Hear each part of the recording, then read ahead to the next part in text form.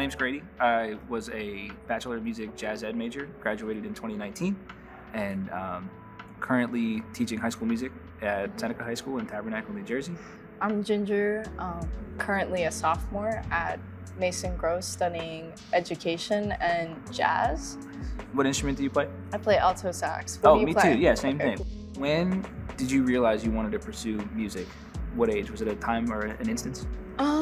I think it was just gradual, thing that just happened. It was always music. What's your extracurricular activity? Music, music, music. And then it got to a point where it's like, okay, so what do you want to do? Where do you want to go with college? And then I'm like, if I can continue playing music, I will. And so it got to that point, 11th grade, I was like, let's try this.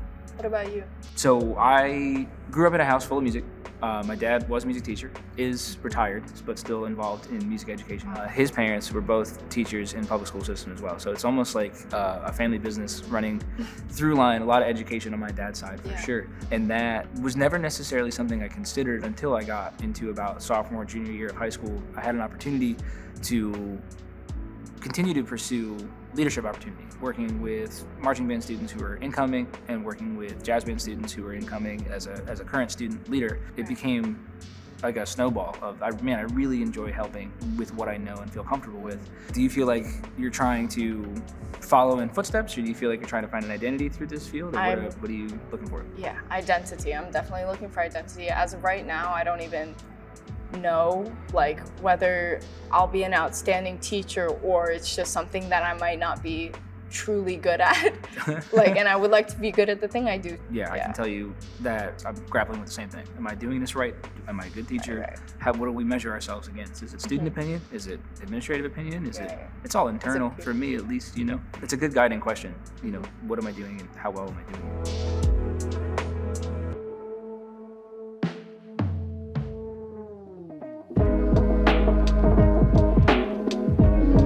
What made you want to pursue music professionally outside of just a hobby? It's a tough question because it doesn't stop being a hobby. You know what I mean? You got to keep the interest into it. Yeah. I heard really good advice, and I'm gonna regret not having the source. If you have two things in your life, maybe if you're in between career fields, or if you have two passions, to keep your number one thing your passion and your number two thing your career. Because as soon as your passion and hobby becomes work, you might fall into that trap of hating it, falling out. It seems to resonate not only with me, but people I share it with, especially students. I teach high school, as I mentioned, and so they're always, whether it's music or not, looking for that pat on the head. It's going to be all right. I want that direction. Where can I get it? From your local music teacher.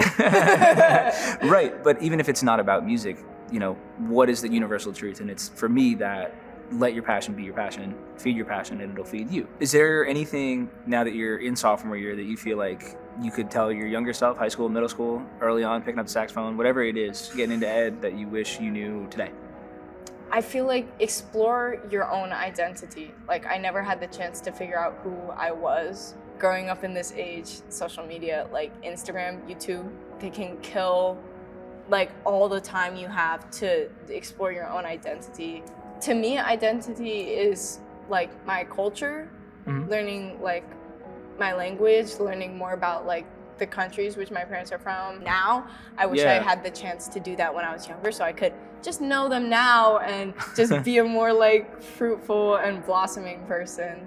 I feel like now I'm just I don't have time to do that. I have so much work on my plate. Right, but I think if I could kind of relate to that in the same sense of, going through it, sophomore, junior year of college, you're bogged down, there's a lot to do. This time will be part of your identity 5, 6, 7, 8 years from now. What you're learning is not, it feels small because you're in a track with a bunch of people that are going through the same thing. Everybody's getting almost pushed along this track. Through the machine. Right, but as soon as it opens up, graduation, right? You're now unique, you have an identity because you're not in that same environment. So what you're picking up now will be unique 5, 6 years from now. Right, so the same way that you wish you had some other stuff picking up along the way, and again, I do too, absolutely. It's a matter of understanding that this is who you are, and you are becoming who you will be today and tomorrow and the day after. Measure yourself rather than compare to a positive force, and you will be one. I think that's the most important thing.